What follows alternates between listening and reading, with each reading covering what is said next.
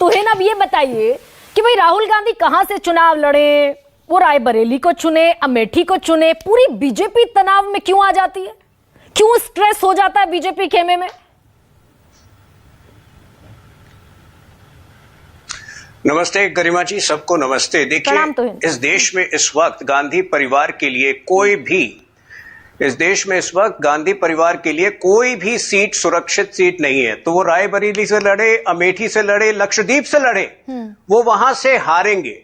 दिनेश प्रताप सिंह जो हमारे उम्मीदवार हैं, आपको पता होगा पिछली बार 2019 में सोनिया गांधी का जीत का मार्जिन जो है आधा हो गया था, और निरंतर वो 5 साल से जो है काम करते आए हैं। वो राहुल गांधी की तरह समय समय पर वापस नहीं आते। और आपने तो खुद आंकड़े बताए, 2.33% जो है यूपी में इनके असेंबली इलेक्शन में थे, 6% जो थे लोकसभा के, इनको पिछले लोकसभा में इनको वोट शेयर मिले थे। तो कोई भी कॉन्स्टिट्यूएंसी यूपी में ही नहीं, देश भर में इनके लिए सेफ नहीं है। लेकिन हाँ, आप मंझे हुए पॉलिटिशियन हैं। 10 सेकंड दीजिए, मैं अपनी बात ठीक है, कहिए। धन्यवाद, लेकिन मैं अपनी बात कंप्लीट कर लूं। आज मुझे दुख इस बात की हो रही है कि 5-6 जो दरबारी पत्रकार हैं, जिनको पिछले 5-6 दिन से भेजा गया था कि आप माहौल बनाइए अमेठी पर, उन पर क्या बीत रहा होगा। जो बचे कुचे कार्यकर्ता हैं जो कि पोस्टर और मतलब आस लगाए बैठे थे कि राहुल जी आएंगे, उन पर क्या बीत रहा होगा। आपने देखा कि आज दोनों जगह जब फाइलिंग हुई तो अमेठी में तो ये रायबरेली में तो पूरा परिवार आया, अमेठी में किस प्रकार सुनसान था वो फाइलिंग के समय, वो जगह किस तरह से इन्होंने अमेठी को ठुकराया है। ये देश देख रहा है कि किस तरह ये अपनों को ठुकराते हैं, और ये देश कभी अपनों को ठुकराने वालों को स्वीकार नहीं करते। नहीं तुहिन, अब चलिए अब थोड़ा फैक्ट पर आ जाइए। आपने कहा कि 2019 में कहां से कहां पहुंच गए, 17 से 22 में कहां से कहां पहुंच गए, मैंने मान लिया। लेकिन 84 में लड़े थे आप, कितनी सीटों पर जीते? उसके बाद जो अगले चुनाव हुए 89 के, सीधे 85 सीटों का इजाफा हुआ ना। तो ये तो गुणागणित है, बड़ा सामान्य सा, पॉलिटिकली एकदम शार्प प्रवक्ता है। ये 19 से 24 को कैसे जोड़ दिया आपने?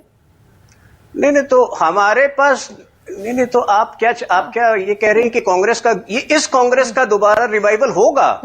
हमारे पास नेता, नीति, नेतृत्व था, हमारे पास एक आइडियोलॉजी था, हम कर्मठ लोग हैं।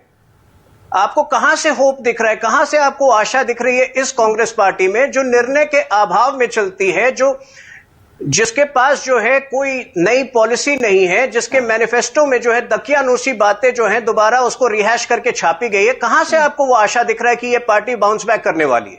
यूपी में लड़ रहे हैं, आपकी उम्मीदों से परे। आप तो कह रहे थे हिंदी हार्टलैंड छोड़कर भाग गए।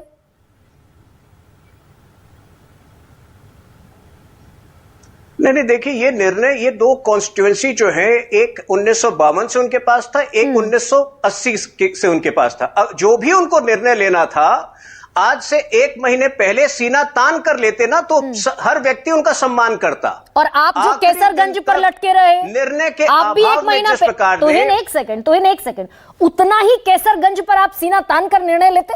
रायबरेली पर आप भी निर्णय लेते कि यहां से राहुल लड़े, प्रियंका लड़े, सोनिया तो खैर नहीं लड़ सकती थी, कोई लड़े, हम दिनेश प्रताप सिंह का नाम 1 महीना पहले घोषित करेंगे, सीना तान कर एकदम। नहीं, आप कहां केसरगंज पे आ गई, कहां बृजभूषण सिंह की तुलना राहुल गांधी से कर रही हैं? गरिमा जी, हाँ, बताइए कैसे सवाल क्या है? नहीं, आप रायबरेली और अमेठी पर सीना तानकर 1 महीने पहले घोषणा होती तो सम्मान होता, केसरगंज पर 1 महीना पहले घोषणा होती तो सम्मान नहीं होता बीजेपी का।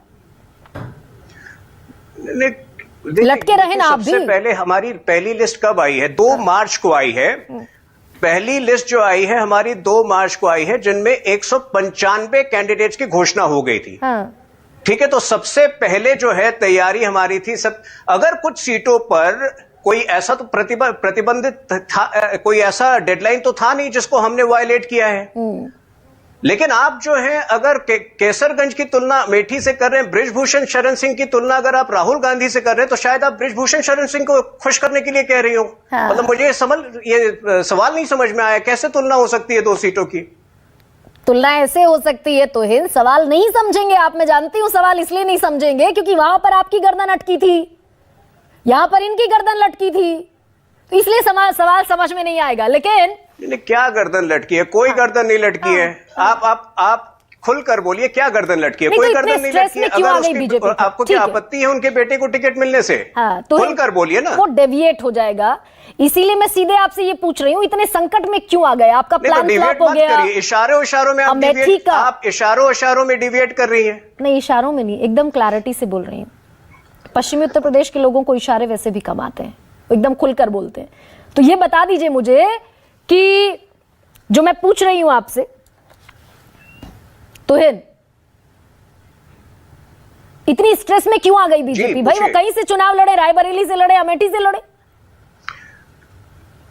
नहीं, स्ट्रेस में तो कांग्रेस पार्टी को आनी चाहिए। हम तो खुश हैं क्योंकि 400 प्लस का जो लक्ष्य है वो आज दोबारा प्रमाणित हो गया कि हमारा लक्ष्य जो है बिल्कुल सही जा रहा है, हम बिल्कुल सही राह पर जा रहे हैं और कांग्रेस जो है 40 से कम में सिमटने वाली है।